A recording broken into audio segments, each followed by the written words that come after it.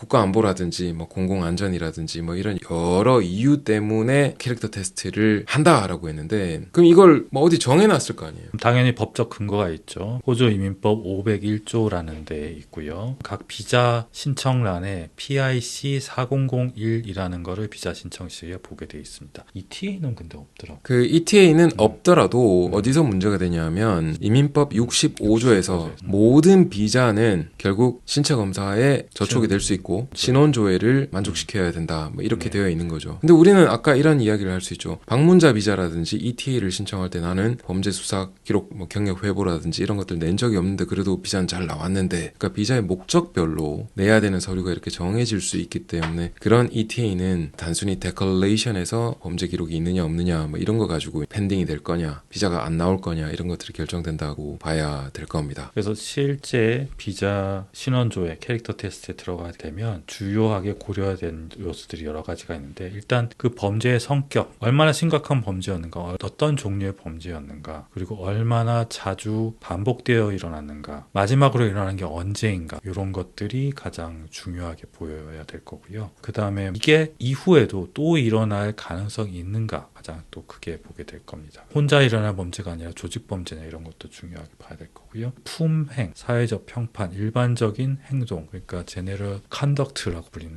크리미널 컨덕트, 제네럴 컨덕트라고 불리는 이런 것은 범죄 사실에서 드러나지 않고 주위 사람들의 평판, 이런 것까지도 고려를 해야 되겠죠. 내가 범죄가 있어서 이런 서류들을 낼 때 추천서, 이런 것들도 내야 될 경우가 있습니다. 제가 여기서 조금 이야기를 해보고 싶은 부분은, 무슨 범죄가 어떤 성격의 그 범죄였는지를 알아보기 위해서 결국에는 죄목이라고 하는 것이 있지 않습니까? 네, 예를 들어 한국에서 요즘 굉장히 많이 문제가 되는 게 이제 통매법이라고 이제 이야기를 하는데, 듣기에 굉장히 좀 음란해 보이고, 뭐 이런 것들이 있단 말이에요. 네. 한국 사람들이 좀 줄여서 말하는 걸 좋아하니까 줄여서 통매음법, 이걸 좀 풀어서 쓰면 어떻게 돼요? 성친매체를 통한 음란한 말을 했다거나 음란한 그림을 보냈다든가 그런 내용이었죠. 그런 경우들, 예를 들어 호주에서의 범죄라고 본다면 그렇게 대놓고 적나라하게 부담스러운 법이 아닐 것 같은데, 이런 경우에는 곧이곧대로 번역을 해서 서류를 내게 되면 굉장히 부담이 될 수 있는 내용이 아닐까 싶다는 말이죠. 그럴수록 이 범죄는 통칭 자체가 이러한데 사실 내가 연루됐던 오펜스 자체는 이러이러하다라고 오히려 잘 풀어가야 되지 않을까, 이런 생각들이 좀 들긴 합니다. 문자 그대로의 죄목 자체에 너무 압도될 필요는 없는 거 아닌가, 뭐 이런 의견을 조금 가져봅니다.